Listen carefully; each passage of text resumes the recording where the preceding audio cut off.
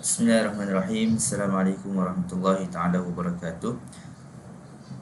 Nama saya Muhammad Zulkifli bin Muhammad Khalik, nombor matrik 050992, merupakan pelajar Usuluddin 8A.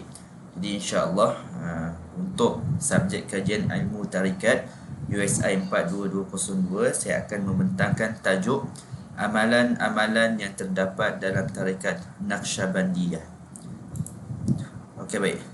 Pembentangan ini saya sediakan khusus untuk Ustaz Muhammad Saiful Bahri bin Abdullah dan amnya kepada semua yang menonton, insya-Allah. Okey, baik. Amalan-amalan dan metodologinya dalam tarikat Naqsyabandiyah Khalidiyah. Yang pertama, di dalam tarikat ini terdapat bai'ah. Okey, baik. Suatu konsep yang wajib di mana melalui bai'ah seorang salik atau penempuh jalan kerohanian mengikat janji setia atau perjanjian kerohanian di antara murid dan syekh. Bai'ah ini juga merupakan ikatan setia yang merujuk kepada permulaan perhubungan antara seorang murid dan syekhnya dalam mengikuti jalan kerohanian dan mencari keredaan Allah Subhanahu Wa Taala. Metodologi bai'ah dalam tarikat tasawuf secara umumnya hampir sama dalam beberapa sudut, iaitu dimulai dengan murid berjabat tangan bersama syekhnya atau berjabat tangan berserta syekh meletak tangan di atas kepalanya. Ketika mana syekh melakukan perbuatan tersebut, beliau akan mentalqinkan ajaran-ajaran kepada muridnya. Okey, baik. Yang kedua adalah talqin. Di dalam aliran tarikat tasawuf ini, talqin bukan bermaksud pembacaan yang dilakukan ke atas orang yang mati, tetapi ia adalah suatu peringatan dan pengajaran seorang syekh kepada muridnya. Murid pada mulanya sekali diminta untuk mandi taubat dan juga mengambil wuduk. Solat sunat taubat 2 rakaat dengan niat bertaubat dari segala dosa-dosa. Selepas solat, murid dikehendaki mengingati dalam hati bahawa dia banyak dosa dan memohon ampun kepada Allah Subhanahu Wa Taala. Setelah itu, murid datang ke hadapan syekh dalam keadaan duduk tawarruk, terbalik dengan melipatkan kaki ke sebelah kiri lalu mengucapkan salam kepada syekh. Syekh akan menyambut salam dan meletakkan tangan di atas peha murid sambil tangan kanan memegang tasbih. Syekh akan menerangkan pada murid di mana letaknya hati. Kemudian syekh membaca istighfar sekurang-kurangnya 3 kali atau lebih dalam bilangan yang ganjil dan murid mengikutnya. Seterusnya syekh akan membaca Al-Fatihah sekali, Al-Ikhlas 3 kali dan menghadiahkan pahala bacaan kepada Rasulullah dan imam-imam tarikat Naqsyabandiyah iaitu Syekh Baha Al-Din dan meminta murid mengikutnya. Syekh akan meminta murid memandang atau bertawajuh kepada hati secara khayalan. Syekh akan mengajarkan atau mentalqinkan kepada murid dengan zikir Ismul Zat pada hati sebanyak 5,000 kali sehari semalam. Okey, baik. Yang seterusnya adalah tawassul. Menurut Sirajuddin Abbas dalam tulisannya Masalah Agama berpandangan bahawa tawassul secara istilahnya adalah memohon kepada Allah dengan mengingatkan suatu perkara dikasihi atau diredai Allah Subhanahu Wa Taala.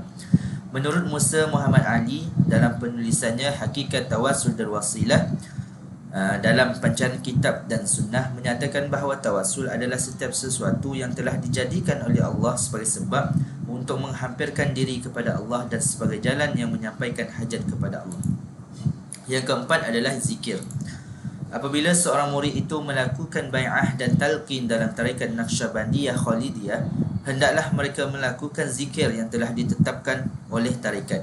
Zikir tersebut merupakan zikir Ismul Zat, iaitu Allah pada hati, atau sir, iaitu tanpa suara sebanyak 5,000 kali setiap hari semalam dan wajib diamalkan setiap hari tanpa putus.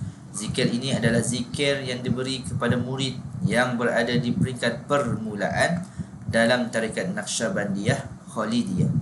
Setiap murid wajib menjaga adab dan mematuhi tata cara zikir yang telah ditentukan.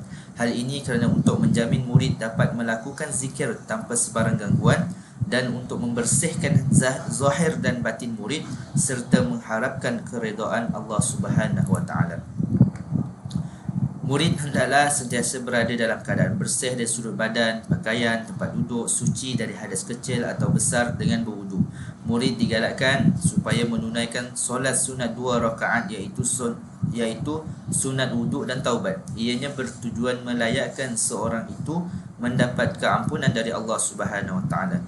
Ketika mengamalkan zikir, murid dikehendaki berada di tempat sunyi dari sebarang gangguan. Ianya bagi memberi keupayaan seorang murid untuk memelihara diri dari sebarang gangguan, terutama untuk penumpuan terhadap makna zikir itu sendiri. Berzikir di tempat sunyi juga dapat meninggalkan kesan yang sangat mendalam dan kelebihan yang banyak kepada murid. Murid dikehendaki menutup kepala dengan selubung ketika berzikir untuk memelihara pandangan matanya dari mengganggu tumpuannya terhadap zikir. Murid dikehendaki menghadap kiblat ketika berzikir. Okey, baik. Seterusnya kita akan pergi melihatlah responden yang saya telah saya temu bual. Jadi insya-Allah nama responden saya hanya meletakkan di sini Encik J. Jawatan beliau adalah Pegawai Hal Ehwal Agama di Sarawak dan beliau memegang tarikat Khalidiyah. Okey, baik. Jadi saya akan menceritakan sedikit perjalanan beliau di dalam mengikuti tarikat. Okey, baik. Kisah beliau bersama tarikat adalah apabila rasa dalam diri memuncak dengan perasaan tiada hala tuju dalam diri, jiwa terasa kosong dan hati tidak tenteram. Okey. Tarikat ini katanya dikatakan oleh Encik J, penting bagi orang yang mencari. Kalau hanya sekadar ingin mengetahui teorinya, maka tidak bermanfaatlah seseorang itu untuk mengetahuinya. Tarikat adalah untuk dipraktik dalam diri kita. Ini mengajar kita untuk kenal diri kita dan mengetahui apakah yang patut kita capai. Antara pengalaman yang beliau kongsikan ialah pada awalnya bertarikat ini merasakan sangat susah kerana taklifat ataupun tanggungjawab yang diberikan tersangat-sangat susah. Sebagai contoh, mengamalkan zikir tertentu dengan sebutan, ianya perlu diulang sehingga antara 17,000 hingga 30,000, yang mana sama dengan berapa kali seorang manusia bernafas satu hari. Malangnya beliau mengatakan pada peringkat awalnya beliau tidak berjaya untuk menyelesaikan zikir di antara 17,000 hingga 30,000 ini. Dan akhirnya dilatih dan dibimbing, beliau berjaya melepasi tanggungjawab tersebut.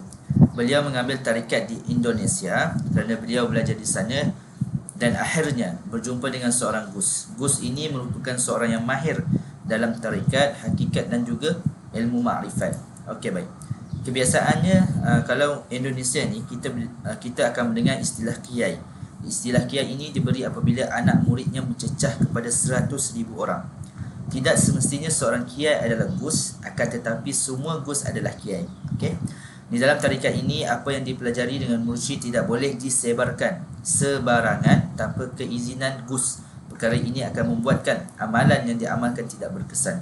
Akhir kata, mencari tarikat yang benar sangat penting kerana ini akan membantu kita mengenali diri kita sekaligus mengenal Allah Subhanahu Wa Taala.